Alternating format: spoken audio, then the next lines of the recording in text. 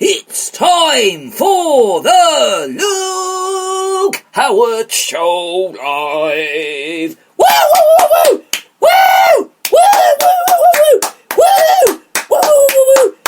Oh wow, what an audience! Wow, what an audience! Wow, wow, wow, wow! Woo, woo, woo, woo.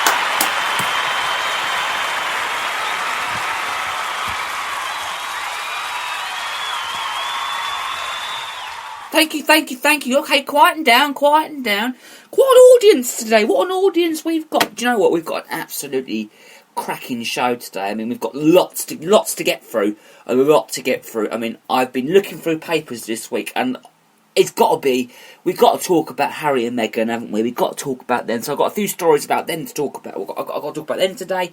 I've got my views on that. And I also want to be...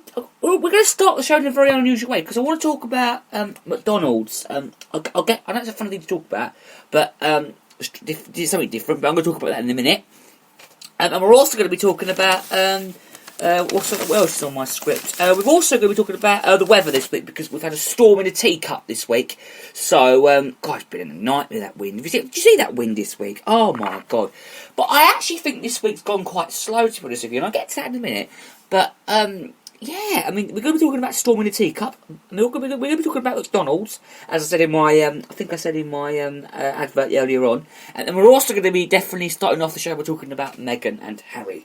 But okay, I know what you're thinking. You want me to start off by talking about McDonald's. And I am going to talk about McDonald's now. Because in Rutland, who's heard of Rutland here? I don't know if any of you have heard of it. It's the smallest county in the whole of the United Kingdom, in the whole of the country. I think it's just the whole of England, or is it the whole of the United Kingdom? Well, anyway, it is the smallest county. It's in East Anglia, which is our area. I think you go through Cambridgeshire, and I think it's on the borders of... I think it's the borders of Northamptonshire, Norfolk, and Cambridgeshire, and Leicestershire. I'm sure that's what it is.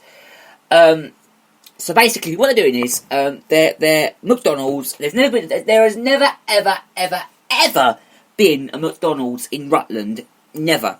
There's never been one there at all. Never in their lives. Never. So the county town is Oakham in Rutland, and about 10 minutes outside of the town, there's going to be a McDonald's. And apparently they're going to be selling pheasant nuggets, I hear, because it's right in the country, and it's never had one before, so they thought they'd go for country bumpkin and say, look, we're going to have pheasant nuggets. And I did want to try pheasant nuggets. I've never tried them in my life. So so that is what's happening in Rutland. They're opening up a new McDonald's, so we wish them the very, very, very best of luck. And something else in the news this week. There was loads of stuff in the news this week, and that's apparently World War III. What's all this about World War III? Apparently in Iran or something, it's going to be a World War III.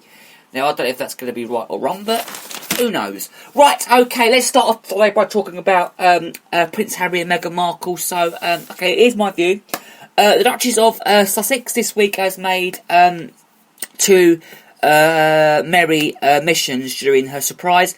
She went on a day trip to Vancouver, which is where I think she originally lived, the mainland, from her island boat tour. Exactly, yeah, I was right. It emerged on, I think this was Thursday.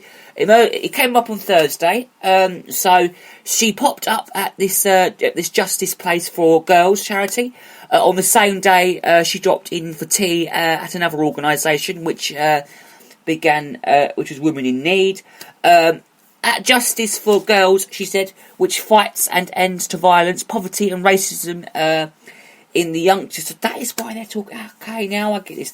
Lives Meghan eat at a table deep in... Well, it was Meghan she was sat at a table deep in conversation, and she posed for a group shot. She called in at the Downton Eastside Women's Centre, which supports women fleeing violence, apparently.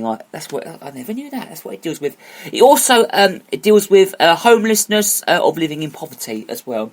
The Duchess had not announced that she visit, but appeared happy for two groups to share images online afterwards. Now, both visits were on Tuesday this week for the Justice for Girls.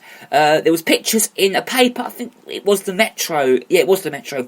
There was pictures in the Metro, and it it was great. She said it was great to talk about the importance of a holistic approach to social justice and the power of young women's leadership. Now, meanwhile, back in England, back in here, the United Kingdom, this is Prince Harry. He sidestepped questions about his future as he attended a last scheduled appointment as a senior member of the royal family. Now, the Duke of Sussex made an in-past attack on the stigma surrounding mental health after arriving at Buckingham Palace as to host the draw for next year's Rugby League World Cup. When asked how talks on his plans to step back as a senior royal, well, I never. Well, he said we're going to be laughed out loud before that's LOL. Before glancing at an aside and walking off. Now, Harry applauds government organisations and adopting a 5-point mental fitness charter aimed at players and fans. Mental health training will also be given 8,000 youngsters at their parents, while coaches across the country will be trained to deliver workshops. The prescription of rugby league is that you need to be tough and said that you can't show your feelings, and you need to grind and bear it. But something like the mental fitness charter will help everybody make real progress in getting rid of the stigma created with mental fitness. Now, the Prince joined ex-England rugby star Jason Robinson and former Olympic rower Dame Catherine Grainer for the event. But he says that he was spared the embarrassment of drawing Canada's number when the ball was assigned to Dame Catherine's part. Now, he actually joked these children from a Westminster primary school who were actually invited to the palace. There you go. That is one part of that story. Another part of the story was when Meghan Markle was actually seen getting off a plane not a plane, a helicopter. She was seen getting off a helicopter. Now, Meghan Markle had several smiles for the cameras. This was in America somewhere. I don't know whereabouts it was. As she left her 11 million Canadian bottle to visit a woman's refugee. It was actually the first time for the Duchess of Sussex, and she has been seen in public since the future with Prince Harry, and was discussed on Monday's Sandringham Summit. She actually hopped on a Sarah plane for the shot ride from Vancouver Island to downtown Eastside. Women's centre on the mainland, where she posted for photos with staff. Look who she said. Look who we had tea with today. The centre posted on its Facebook page that the Duchess of Sussex and Meghan Markle actually visited us today to discuss issues affecting women in the community. Manager Kate Dibson said she actually said that she was just casual and lovely. Well, I think they do want to live an independent life. I don't think they really want to be with the royal family anymore, to be honest. I think actually Meghan Markle is making Prince Harry leave the royal family. That's what I think about this story. I mean, everyone has their opinions about it, and that is my opinion. But I just don't understand what Princess Diana has got to do with any of this. I mean, they're actually saying that they had to walk behind their coffin. I mean, everyone has to walk behind people's coffins. And apparently they weren't allowed to cry and they weren't allowed to say a word. But that's what I heard. A lot of people go nuts about it. But who cares if they want to live an independent life? If they want to go out there and live in Canada, they can go and live there for 6 months and then come back to England and live here for 6 months. That's their little story. Right, okay, so there was another piece of news about, I think this is a bit of sports news, this is, because Mark Wood is set to be, who is a famous, I think he's I don't know what it is, but Mark Wood is set to be unleashed on South Africa after convincing selectors, that he can provide the raw pace, and that they want with, I think it's Jofra Archer, not fit for selection. Now, having a Janine quick pole bowler is a bowler, and he's seen as a critical in Port Elizabeth, and it says that he looks like Wood, and will fill that role in their third test, and which started on Thursday this week. And the Durham man has actually worked his way back from a badly torn side, and is in a line to play competitively for the first time since the World Cup final 6 months ago. He says that his last Red Bull appearance was 11 months ago, and this was when he was at the his host style best and named man of the match in St. Lucia, which is where I've been before.